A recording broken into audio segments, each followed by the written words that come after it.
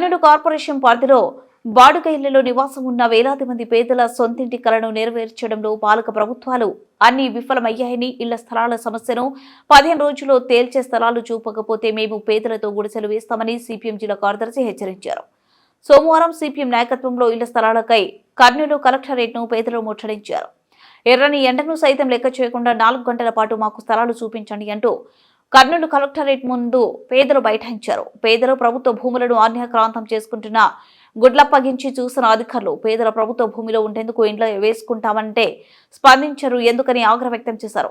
ఆందోళన వద్దకు అధికారులు ఎంతసేపటికి రాకపోవడంతో గెట్లకి మేమే లోపలికి వస్తామంటూ దూసుకుపోయారు. పోలీసులు జోక్యం చేసుకుని జిల్లా రెవెన్యూ అధికారిని పంపించి సమస్యను సద్దుమణిగించారు. కర్నూలు కల్లూరు మండల పరిధిలో అన్యక్రాంతం అవుతున్న భూములను సంబంధించిన వివరాలను డిఆర్ఓకు తెలియజేయడంతో పాటు సర్వే నెంబర్ 20/2Bలో ఉన్న 16.85 ఎకరాలు, సర్వే నెంబర్ 68లో ఉన్న 12.75 ఎకరాల భూమిలో పేదలకు లేఅవుట్ వేసి వెంటనే స్థలాన్ని ఇవ్వాలని తెలియజేశారు. ఈ కార్యక్రమానికి వివిధ వీధుల నుండి ఎర్రటి ఎండను సైతం లెక్క చేయకుండా మేమేదైతే ఉండడానికి ఇల్లు లేదో ఆ ఇంటి కలను నెరవేర్చుకుంటామని చెప్పేసి ఇక్కడ హాజరైనటువంటి ప్రజలందరికీ కూడా భారత కమ్యూనిస్ట్ పార్టీ మార్క్సిస్ట్ సిపిఎం జిల్లా కమిటీ తరఫున విప్లవ నమస్కారాలు తెలియజేస్తా ఉన్నారు.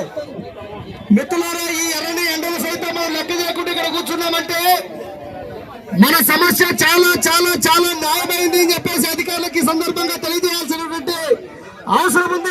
గుర్తించాలని చెప్పేసి కోరుతా ఉన్నాం. ఈ రోజు మనం చూస్తున్నాం గత 5-6 సంవత్సరాల నుండి కూడా కర్నూలు నగరంలో ఉంటున్నటువంటి పేదలు ప్రజలు మాకయ్యా ఇళ్ల స్థలాలు లేవు అని చెప్పేసి అర్జీలు పెట్టి పెట్టి పెట్టి పెట్టి ఆ రకంగా అలసిపోయేటువంటి పరిస్థితి ఉంది. అర్జీలు పెడితే కూడా ఇల్లు రాకోకుండా ఎవరు అధికారంలోకి వస్తే వాళ్ళు 10 మంది వ్యక్తులకు మాత్రమే రకంగా చిన్న ఆశ చూపి ఇంటి కలనటువంటిది నెరవేర్చకుండా మభ్యపడుతున్నటువంటి పరిస్థితి కొనసాగుతూ వస్తా ఉంది. అది వైసీపీ ప్రభుత్వం హయాంలో అయినా, అంతకుముందున్న టీడీపీ ప్రభుత్వం హయాంలో అయినా, ఈ రోజు అధికారంలో ఉన్నటువంటి కూటమి ప్రభుత్వంలో అయినా ఇదే కొనసాగుతూ వస్తుంది. అందుకోసమే పేదలతో ఐక్యంగా కదులుతున్నారు.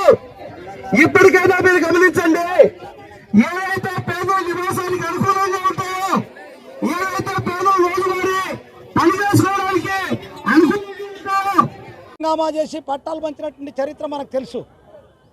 మేము ఈ ప్రభుత్వాన్ని కానీ జిల్లా కలెక్టర్ గారిని కానీ కోరేదేమంటే, అయ్యా కర్నూలు నగరం చుట్టూ వందలాది ఎకరాలు ప్రభుత్వ భూములు ఉన్నాయి, వక్ఫ్ బోర్డు భూములు ఉన్నాయి, దేవాదాయ శాఖ భూములు ఉన్నాయి. ఇట్లాంటి భూములన్నీ కూడా ఈరోజు రియల్ ఎస్టేట్ వ్యాపారస్తులు, రాజకీయ నాయకులు, ఇంకా దౌర్భాగ్యం ఏమంటే ప్రభుత్వ అధికారులు, అది రెవెన్యూ అధికారులు కానీ పోలీస్ అధికారులు కానీ వీళ్ళందరూ కలిసి ఈరోజు దోపిడీ చేసేటువంటి పద్ధతి కొనసాగుతూ ఉంది. మా దగ్గర ఆధారాలు ఉన్నాయి. సిపిఎం పార్టీగా మేము ఛాలెంజ్ చేస్తూ ఉన్నాం. ఏ అధికారి ఏ రకంగా ఎన్ని ఎకరాలు ఎన్ని సెంట్లు ఆక్యుపై చేసుకున్నాడు, ఏ రాజకీయ నాయకుడు ఏ రకంగా చేసుకున్నాడు అనే విషయాన్ని మనం చెప్పాలని చెప్పి నేను కోరుతా ఉన్నా. ఎంత దౌర్భాగ్యం అంటే సిపిఎం పార్టీగా మేము కొన్ని స్థలాలు గుర్తించాం. ఆ స్థలాలు గుర్తిస్తే ఆ స్థలాలు అప్పటికే కబ్జా గురి అయితే ఆ కబ్జాకులు పక్కన పెట్టి పేదలకు ఇళ్ల స్థలాలు ఇవ్వాలని చెప్పి మేము చూస్తే ఆగ మేఘాల మీద పోలీస్ అధికారులు వచ్చారు, ఆగ మేఘాల మీద రెవెన్యూ అధికారులు వచ్చారు. నేను అడుగుతా ఉన్నా, అయ్యా మా సిపిఎం పార్టీ నాయకులు అంటారా అండి, ఎన్ని చోట్ల ప్రభుత్వ భూములు వెంచర్లు వేశారు, ఎన్ని చోట్ల పరంపోక్ భూములు వెంచర్లు వేశారు, ఎన్ని చోట్ల వక్ఫ్ బోర్డు భూములు యథేచ్ఛగా ఆక్యుపై చేసుకున్నారు చాలా స్పష్టంగా చెప్పదలుచుకున్నాం. ఉల్చాల రోడ్డులో వక్ఫ్ బోర్డు భూమి, ఈ కర్నూలు నగరంలో బాగా పేరు పొందిన రియల్ ఎస్టేట్ వ్యాపారి యథేచ్ఛగా పోయి అక్కడ వెంచర్లు వేస్తుంటే కళ్ళు కనబడవా? అధికారులు కళ్ళు మూసుకున్నారా? అందుకోసం సిపిఎం పార్టీగా మేము డిమాండ్ చేస్తూ ఉన్నాం. మీరు ఇవ్వకపోతే ఎక్కడైతే పరంపోక్ భూములు ఉన్నాయో ఖచ్చితంగా అక్కడ కొట్టాలేస్తాం. పేద ప్రజలకు ఇండ్ల స్థలాలు మేమే ఇస్తామని